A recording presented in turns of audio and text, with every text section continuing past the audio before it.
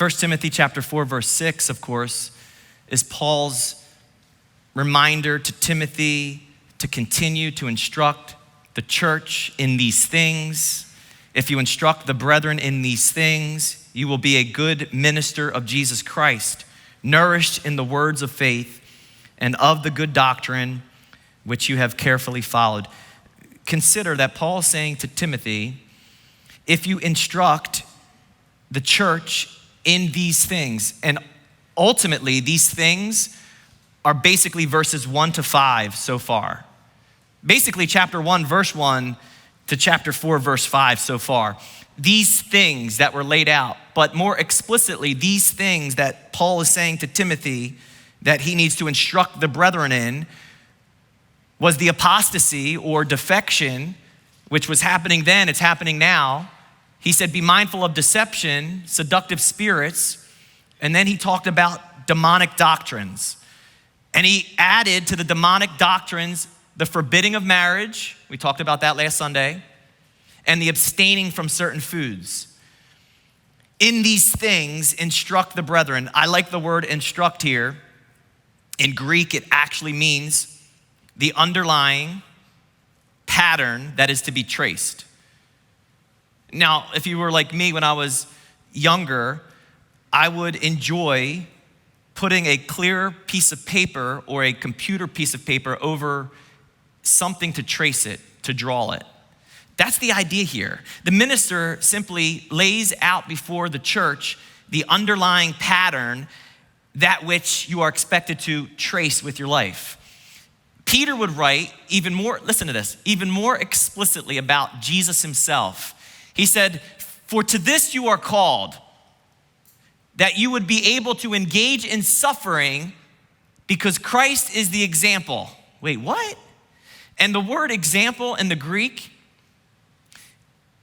it's a writing tablet. And the students, especially the Jewish students, were expected to learn the alphabet. And the alphabet would be traced on a writing tablet.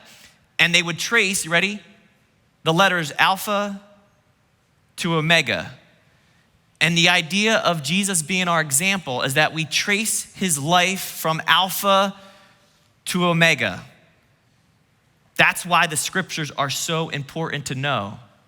It's the underlying pattern by which we place our lives over to trace. What are these things that Paul is warning Timothy to instruct the church about? He gave a long list to look out for. These are identified as the coming apostasy. I said it's defection. The coming deception through false teachers, false prophets, the twisted truths that the enemy propagates, unbiblical legalistic teachings of all forms. You have legalism, you have liberalism, all of which are a result of misinterpreting the word of God. And when you misinterpret the word of God, you misrepresent God himself. Did you get that? If you're 1 inch off from launch, do you have any idea how far off you will be upon landing? There's a science behind it. 1 degree off without course correcting, by the end of the journey, you will be so far off. And people start out with 1 degree off from the true Jesus. The minister is commissioned, as a shepherd would be, to a flock. Here's the sad reality, though, for the Christian context. To address certain issues of our day or even call out or expose error is to find yourself labeled unloving or intolerant. Nobody wants to be called unloving or intolerant. So sadly, many people in my position begin to cower to the pressures of man or the fears of man, because I don't want to be identified as somebody who is intolerant. So I'm not going to address the issues of our day. That is shirking my responsibility as a minister or a pastor. As a shepherd, I am called to not just feed the flock. If I'm only feeding you every single Sunday, I'm fattening you up for the kill from the wolves. I also, as the elders are compelled to, protect the flock. Now, this is true for every Christian. It's not just for certain super Christians. There are none.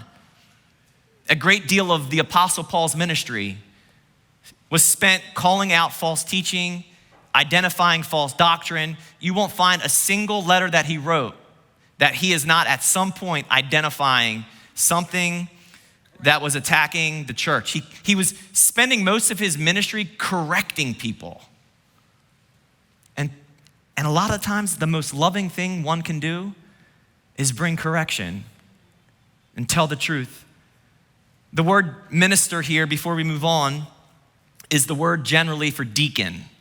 Not the office of deacon, just the identification of what it means to be a servant of the Most High God. All of us that call ourselves Christians need to aspire to be a good minister of Jesus Christ. Every father, every mother, every husband, every wife, every man, every woman, every boy, every girl. What does that imply? It means as many are departing from biblical truth, you yourself who want to be a good minister, you never stop imparting biblical truth. Never stop speaking gospel truth to your marriage, to your family.